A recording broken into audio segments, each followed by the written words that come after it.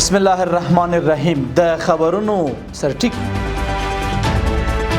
د زابل د ټولګټو ریاست لپاره د 18.3 میلیونه افغانیو په ارزښت د نوي ودانۍ څخه ګټه اخیستنه.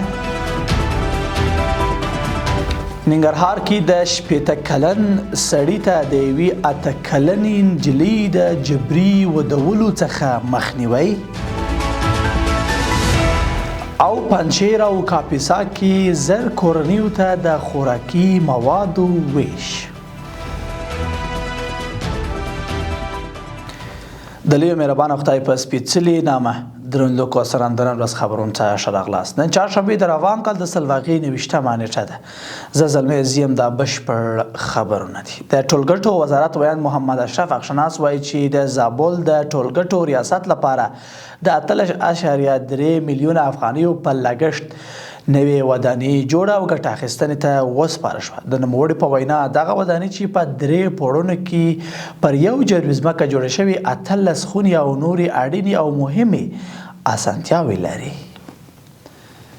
د ننګرهار ولایت مقام د رسنیو دفتر وایي چې د امر بالمعروف نهی المنکر او شکایتونو اوریدلو ریاست متصبینو د دې ولایت په شینوارو ولسوالۍ کې یو 80 کلن سړي ته د یوې 8 کلنې نجلۍ د جبري وژلو مخه نیولې ده.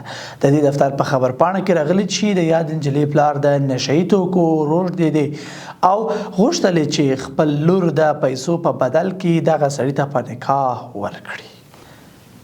د پکتیا په نکه ولسوالۍ کې د سیمهیزو مسؤلینو، دیني علماو او قومي مخورو په منځګړیتوب د 2 کورنیو ترمنځ 40 کلنه دښمنۍ پای ته ورسېده. کورنۍ او چارو وزارت وایي چې دغه دښمنۍ کلونه وړاندې د یوه کس د خدایي قتل له امله رامنځته شوې وه.